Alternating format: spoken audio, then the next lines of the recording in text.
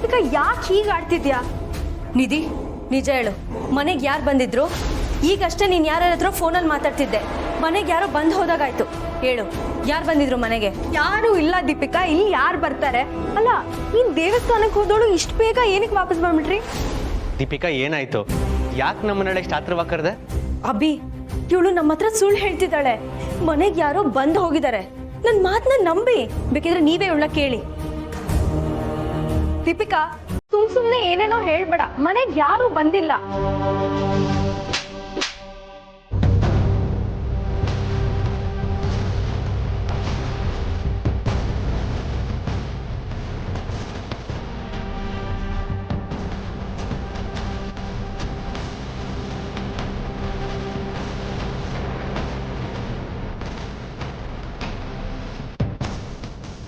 ಸುಳ್ಳು ಹೇಳ್ತಿದ್ಯಾ ನೀನು?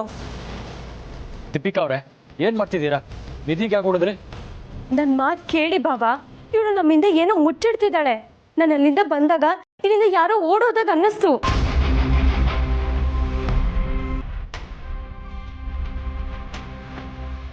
ಇವಳ ಮೇಲೆ ಅನುಮಾನ ಇದ್ದಿದ್ದಕ್ಕೇನೆ ದೇವಸ್ಥಾನದಿಂದ ನಾನು ಇಮಿಡಿಯೇಟ್ ಆಗಿ ಬಂದಿದ್ದು.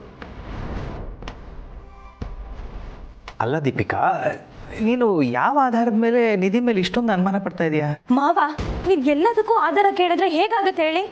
ಇದೇ ರೀತಿ ಶಾರ್ವರೇನೋ ನಮ್ಮದ್ರಿ. ಈಗ ಏನಾಯ್ತು? ಇವಳ ಮೈ ಮೇಲೆ ಹರಿತಿರೋದು ಅದೇ ರಕ್ತ ಅಲ್ವಾ?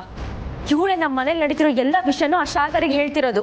ಇವಳೇ ಶಾರ್ವರಿಗೆ ಸಪೋರ್ಟ್ ಮಾಡ್ತಿರೋದು. ದೀಪಿಕಾ ಪ್ಲೀಸ್, ನಾನು ಯಾವತ್ತೂ ಆ ಥರ ಮಾಡೋಣ ಅಲ್ಲ. ಹಾಗೆಲ್ಲ ಮಾತಾಡಬೇಡ. ನಿಧಿ, ದಯವಿಟ್ಟು ನಿಜ ಹೇಳು, ಮನೆಗೆ ಯಾರಾದರೂ ಬಂದಿದ್ರಾ? ಇಲ್ಲ ಅಣ್ಣ, ನಾನು ಯಾಕೆ ಸುಳ್ಳು ಹೇಳಿ? ಹೌದಾ? ಸುಳ್ಳು ಹೇಳ್ತಿಲ್ಲ ಅಲ್ವಾ ನೀನು? ನೀನು ಫೋನ್ ಚೆಕ್ ಮಾಡಿದ್ರೆ ಎಲ್ಲ ಸತ್ಯನೂ ಗೊತ್ತಾಗುತ್ತೆ. ಫೋನ್ ಕೊಡು.